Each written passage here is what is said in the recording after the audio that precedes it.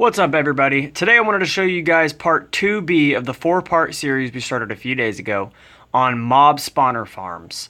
The very first video, we showed you how to build the actual farm or the actual structure around the spawner that will collect the zombies and skeletons, and it would kill them and collect their items for you.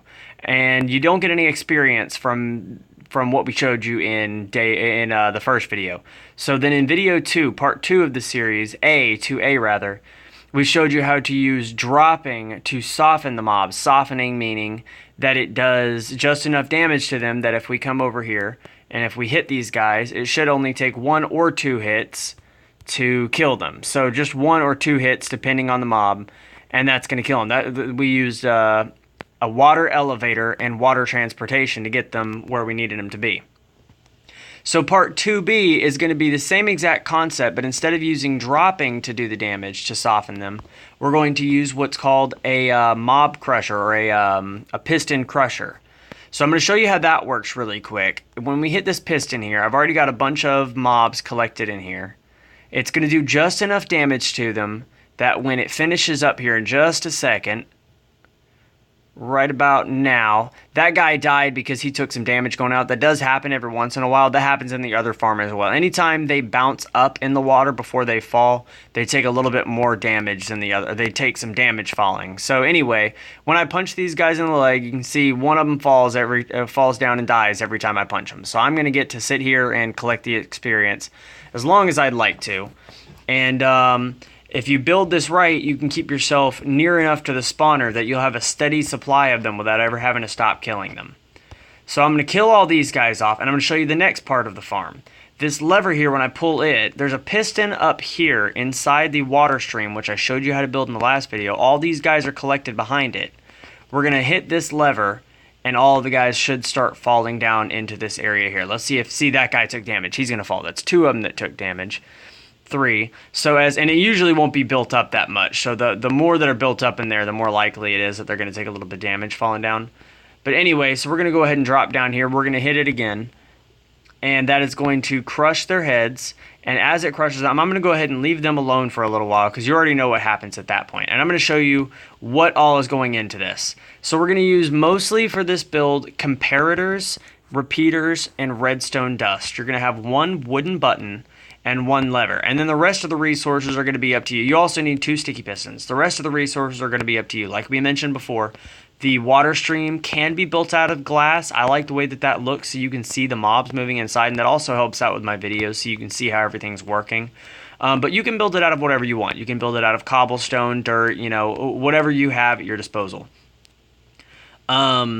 So the way this is going to work is the mobs are going to drop in over here. This is going to be working as my spawner over here. Usually they would fall in from a hole right here, the way I showed you over on the spawner over there.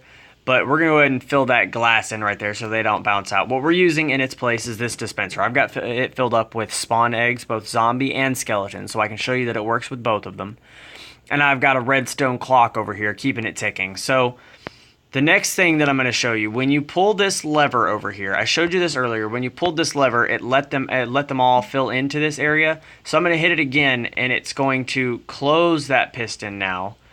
So now when I activate it, which would mean that the spawner is on, or the spawner is active, you're within 16 blocks of the spawner, it's going to start pumping mobs out. And yes, it is pumping them out a little bit faster, actually quite a bit faster than mob spawners actually do, but that was just to speed this video up. So I'm going to go ahead and turn that off now. We've got enough in there. So the way this is going to work, what you'll do is anytime you think that this area is filled up with enough mobs, you'll pull that lever there to stop the mobs from falling down. You'll turn around and you'll hit that button, and then you'll punch all these guys in the legs.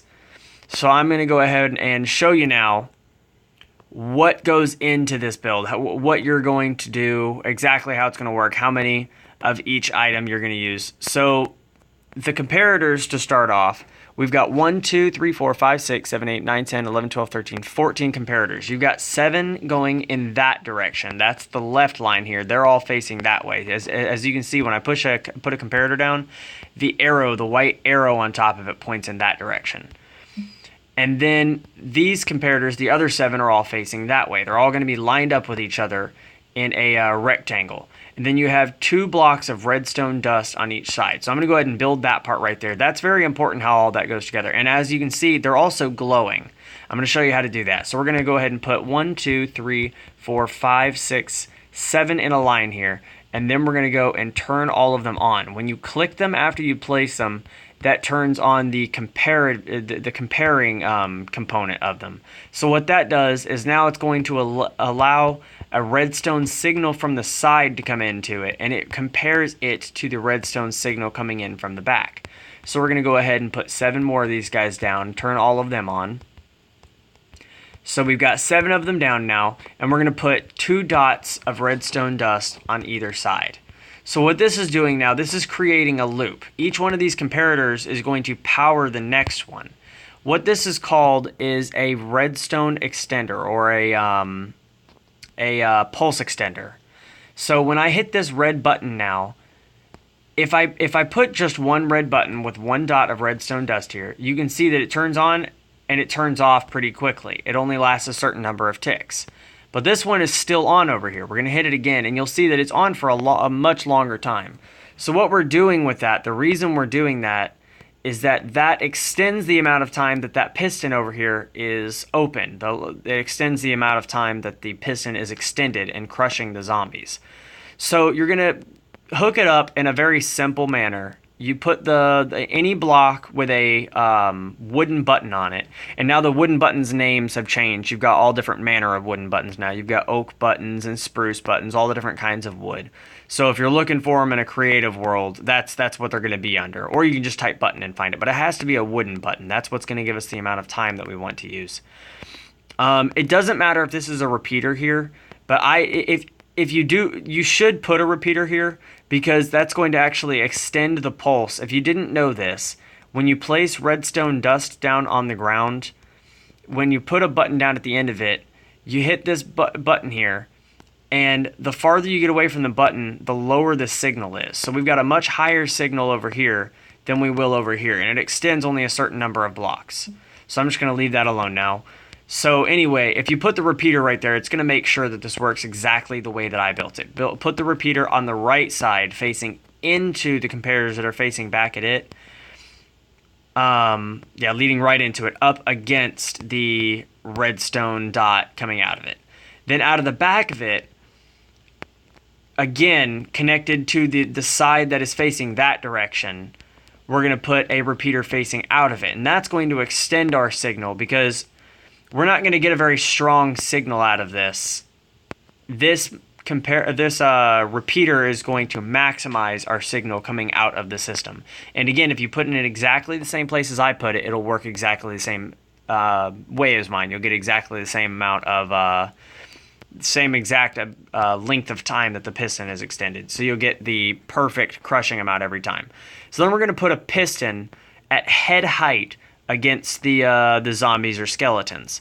The way that you build this, I'm not going to show you exactly how I built all of this, because it's going to be a little bit different for your farm where you want to place these comparators. You can put them wherever you want in relation to this, as long as the signal reaches in exactly the same way.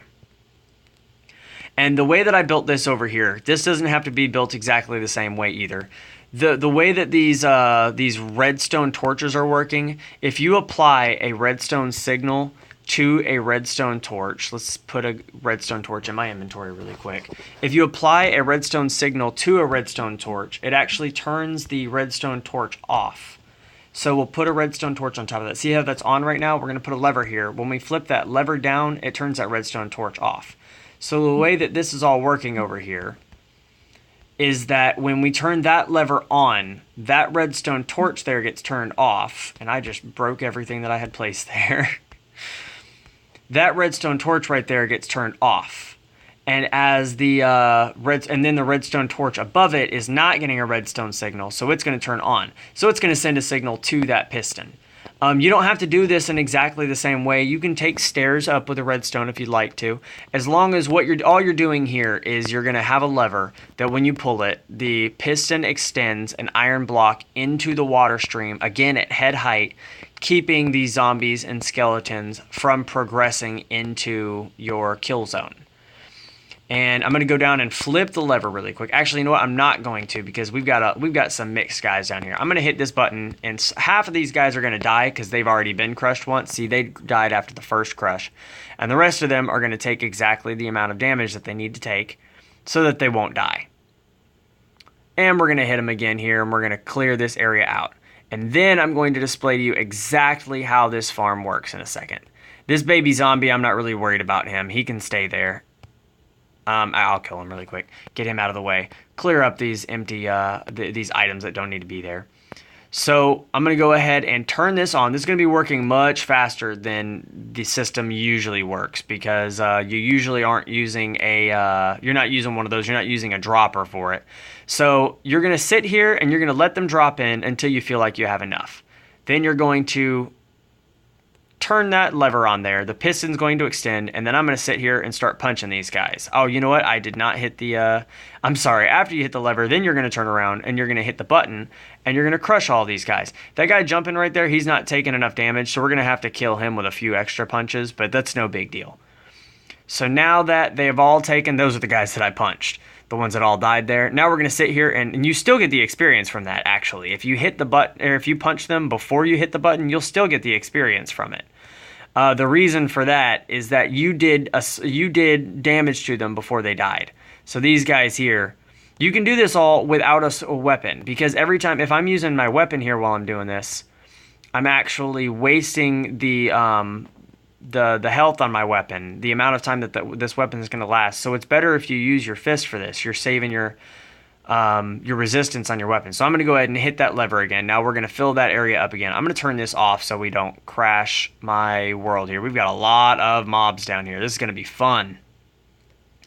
So we're going to let this area completely fill up with all these mobs. And once it's full, I'm going to hit the crusher. I'm going to go ahead and hit that lever just to show you guys again if it was working up there. If we did have a spawner pouring in, when I hit that lever, now they're going to stop pouring in. And I'm going to hit that button, and now all these guys are going to start taking damage again. Now they're going to fill up with all the damage they can possibly take without dying, other than the ones that have already taken damage before they fell in. And I'm not sure why that many of them... You know why that many of them died? That is something called entity cramming. There was too many of them in the area, so they started taking damage.